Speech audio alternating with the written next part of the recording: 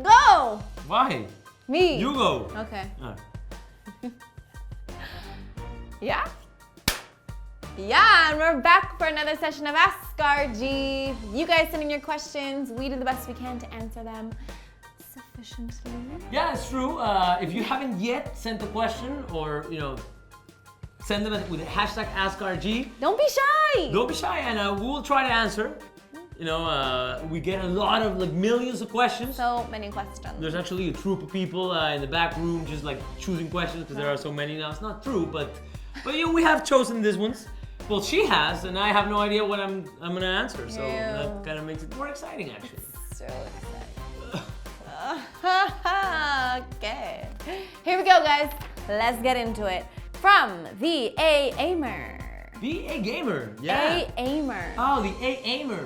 What LB, as in left back, should be brought in to give Marcelo backup, or is there no need? Is this now, hypothetically, or in the future? In the future, in 2 years, when we can actually bring someone in? It's funny how we should be talking to him, asking for clarifications from the guy who asked the question. Call us. But I'd say, we've said this before, I would say definitely David Alaba. I think it was right to not go for him or go strong for him this summer. But I think eventually he'll end up being a Real Madrid player. He has to. Watch out. We're coming for you, Alaba. I would say the same thing. I think Alaba, for me, was the most intelligent choice as a backup for Marcelo for looking at left backs in world football. If you bring Alaba, it's to replace Marcelo. You can't have both of them in the team. Fair enough. So, my answer is Alaba. Alaba. I don't know what Ashley's It's Alaba. answer was. It's Alaba. That's what it was. Okay, Alex Samarripa. Alex says, Samarripa. Can we see another Champions League final between Real Madrid and Atletico? And also, hi Ashley, with some funny emojis. That one. Call. Well, no, don't call me. Do you mean this year? I mean, could we? It's always possible, but it also depends on the. I don't think we will this year. I don't think we will, because I don't think there will be one of those two teams that will not make it to the final. Fair. Maybe Real Madrid.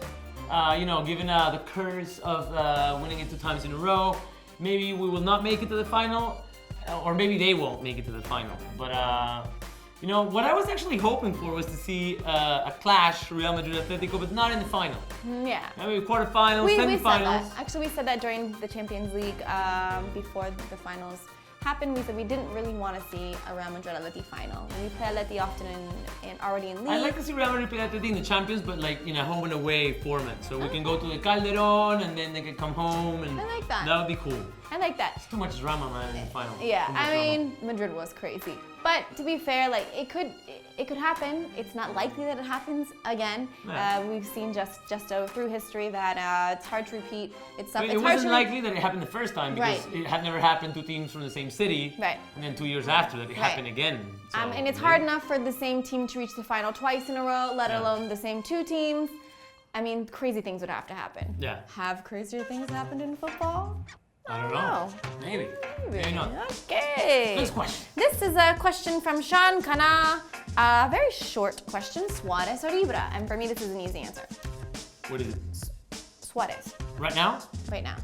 Yeah, I will go with Ibra. Okay. Ibrahimovic because of how the longer span of his career. Okay. If you freeze Ibra now and you compare Luis Suarez when he's 35 or 36 to Ibra, then we can talk. Okay. But for me, Ibra at his prime was better than Suarez at his prime, I think. You think so? Of course, maybe he never got to be part of a winning team. When he was in Barcelona, but it was a different thing because he had a lot of drama with Guardiola. But I don't think he fit into that system. I think he didn't, and he hates Guardiola. And I've read his book. His biography is I'm Zlatan Ibrahimovic. You should read it. It's beautiful. So that's the thing, what are we comparing? Ibra now or Suarez now? Well, Suarez now, but it's not fair. Give me 27-year-old Ibra and 27-year-old Suarez, and then we'll talk. Fair enough. If we're talking now, I obviously choose Suarez. I still think Suarez is a wonderful 9. I think he might be one of top 3 in the world, certainly, maybe the best right now. And I don't know. I've never loved the way Ibrahimovic played. I mean, I think he's extremely skilled. He's a strong, physical player. But I like that grittiness, and I really don't like Suarez if I think about him as a person. There's a lot of things he does that I think, oh, he's so dirty. But when I look at him just as a pure footballer and the way that he plays, and like he's very gritty. He comes back on defense. He makes things happen. I think thinking about biting your shoulder. Yeah, right I now. think I'm like, don't bite me. Anyways, so yeah. I guess we can talk to you guys about Suarez and Ibra when Suarez is 35. That's the thing, for me, when you compare two players, like that's always the case. Well, especially in if their there's prime. like a big gap, like 5 or 6 year gap in age.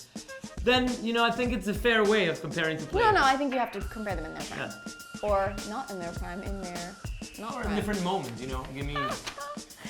Anyways, moving on. Classico G asks, what players should Real field against weaker opposition? Especially midfielders, do we need Casemiro for games where we will dominate possession? That's one of the things that I've been hearing a lot, and I personally don't really or necessarily agree with that. Is like Madrid will not dominate possession just you need players to do that. And Casemiro, in a lot of games, why we dominate possession or we get the ball back so quickly is because we have Casemiro. Okay. You know what I mean? So it's kind of I think it's like a double-edged question I see here. what you're saying. I think it's like people are saying having Casemiro in takes away from the possession flow of a match. But I don't necessarily know if that's true. I don't think it is. Maybe he's not the most, let's say, visually impressive player when we have the ball, but definitely when he's on the pitch, it's kind of a guarantee that we'll get the ball back faster. Right. And that also counts as possession. So Right. I don't really know. No, I see what you're saying, and it's not like he's Busquets that we look to play through him. Yeah. But we do look for him to break up plays, to win possession back, and that's where we start. That's his job, because he's not necessarily the most skilled player. Do I His smell? job is to smell what? Do I smell? No. Where did you? Oh, I don't know. We're gonna stand closer. She's getting away. Sorry, I was doing big hand gestures. I don't know where I was going. But again, I think I understand the question, and I do understand that in a lot of games, we can play Kroos, Modric, and James, and not have that physical play like Casemiro because of course against weaker teams, a lot of other players are in charge of recovering the ball as well. But I don't know. I like when Casemiro's on the pitch. No, I don't think that makes us a worse team or a less technical team. Okay, and especially the midfield is asking what players should we field against weaker opposition. My idea is, I really love this rotation of players. I think all players are important, but I also think we have to sort of find the right balance of rotating too many players. When we're playing against a weaker opponent, we can't go crazy. We can't put all the people on that didn't get to play last match. I think we still need to find the right rhythm of right combination of players. So I think it's maybe 3 different changes. Especially in the midfield, I think it's okay to rotate to the more attacking players. I still think defenses is what's important, and if we are weak in defense, regardless of the opponent, they're going to find whether it's 5 minutes or 5 minutes in the game or half a match or one lucky time, we could get it countered on. I don't know. Boom, mind blown. Moving on. If I had a microphone, I would drop it right now. Anyways, from Benjamin Jones. Thank you, Daniel Carriage. From Benjamin Jones, this was last, or I don't know when this was, so I think there are more than 5 games gone in the Premier League. Do you still stand by there is only 3 real contenders, or do you think that Man City will walk away with the title? I just think there will be a fight. I've seen a lot of the games so far, and to be honest with you, aside from Man City, I have to just say they're really playing well. I like the way they're playing. But so far, the team I've seen play that I've liked the most by far is Arsenal. And I think, again, this is the same story every year with Arsenal. They always play well, but for some reason they don't reach the final stages. Lose.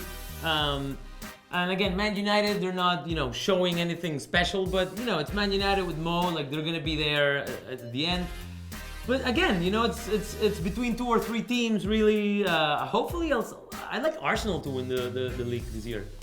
That would be great if Arsenal I would love that, but finally I did don't know. something. I don't know if Man City. I think for me it's too early. It's too early to say. There's a lot of competitions. There's lots of games left. We don't really know how it's going to play out. They just tied in their Champions League match, so it's not going to be a walk in the park for them because especially think about this come March or April, they're doing well and maybe getting knocked out unexpectedly from the Champions League, that kind of undermines your morale or whatever, and they start, I don't know. My answer is it's not going to be a walk in the park for Man City, and hopefully Arsenal will win. Okay, boom.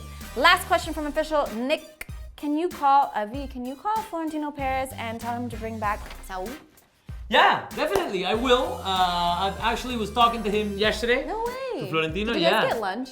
No, we didn't got get dinner. lunch. It was Dinner. getting a little bit romantic, so I had to leave because it got kind of creepy. But no, yeah, Saul. Again, I think I saw this question before, and Trigger Happy was saying like, "Oh, we don't need Saul." Oh, and I love think Saul is a Saul. brilliant player. Great.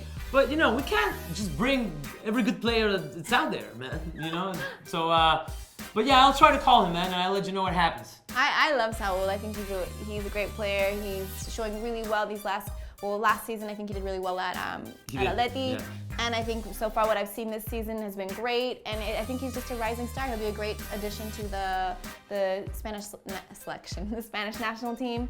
And yeah, call him. I will. You guys are friends. Yeah. Dating.